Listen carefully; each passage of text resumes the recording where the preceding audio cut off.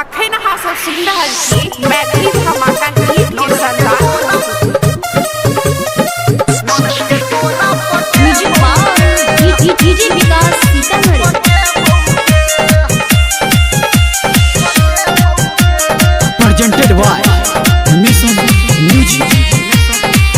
हमर होय छै शादी अब द दे आजादी हे रे हमर होय छै शादी अब द दे आजादी दिल से तोरा हटे बौरे दिल से तोरा हटे बौरे बुझले हाय तोरा ससुरा में जाके सुन छोरी ननद के तोरा पटे बौगे तोरा ससुरा में जाके सुन छोरी ननद के तोरा पटे बौगे पगला के निकी रे ननद के तोरा पटे बौगे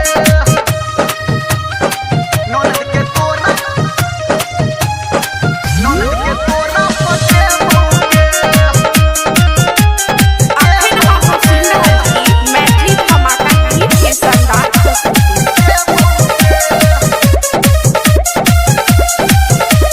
ससुरा हमारा छै बड़ी दूर रे अबे त छोड़तौ नै हमर ससुर रे कर टेंशन हमरा नहीं छै लेकिन छोरी पटे बहुत जरूर गे हां त पिटाइयो जइबी ससुरा हमारा छै बड़ी दूर रे अबे त छोड़तौ नै हमर ससुर रे कर टेंशन हमरा नहीं छै लेकिन मालूम पटे बहुत जरूर गे कुंवार में मजा भरा पूरा ले लही अच्छा। आबो त तोरा सत्ते बौरे आबो त तोरा सत्ते बौरे ठीक छै। अरे आबो त तोरा सत्ते बौरे हाय तोरा ससुरा में जाके सुन छोरी की रे? ननद के तोरा पटे बौगे पिटाइयो जइबी। तोरा ससुरा में जाके सुन छोरी ननद के तोरा पटे बौगे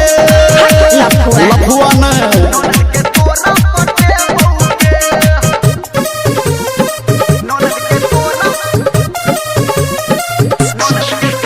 पटे music by DJ Vikas Sitamarhi. अभी आप सुन रहे हैं धर्मेंद्र निर्मलिया को।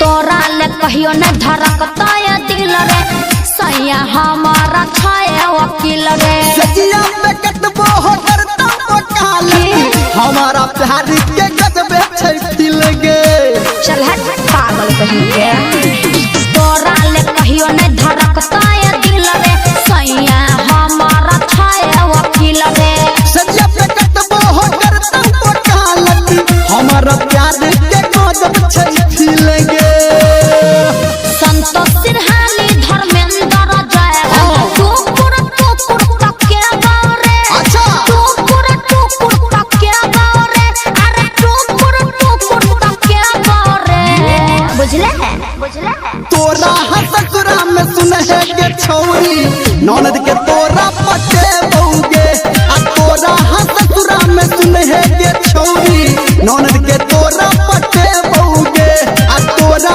ससुरा में सुन है के छोरी ननद के तोरा पटे अखन बौगे अहाँ सब सुनि रहल छी मैथिली धमाका गीत के संदान